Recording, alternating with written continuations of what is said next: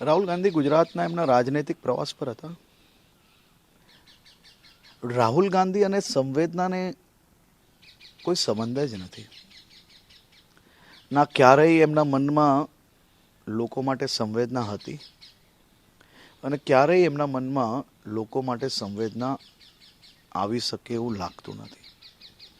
હું તો કાલે અષાઢી બીજ છે, ભગવાન જગન્નાથજીના ચરણોમાં વંદન કરીને પ્રાર્થના કરવાનો છું કે જૂઠું બોલવાની જોડે જોડે, રાજનીતિ કરવાની જોડે જોડે થોડી ઘણી સંવેદના તો જરૂરથી એમને આપવામાં આવે.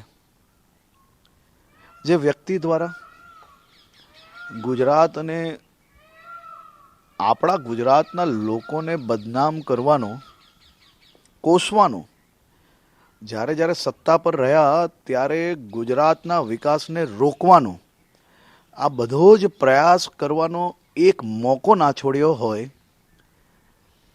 એવા વ્યક્તિને મારે માત્ર 2 સવાલો પૂછવા છે. તમિલનાડુમાં ઇન્ડિયા અલાયન્સ જોડે જે સરકાર ચાલી રહી છે, તમિલનાડુમાં બી ઝેરીલી શરાબના કારણે અનેક લોકોએ એમના જીવ ગુમાવ્યા.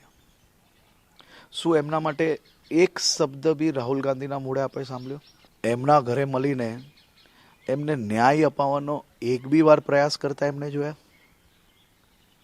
એ જ તમિલનાડુમાં કાલે એક રાજનૈતિક હત્યા થાય છે.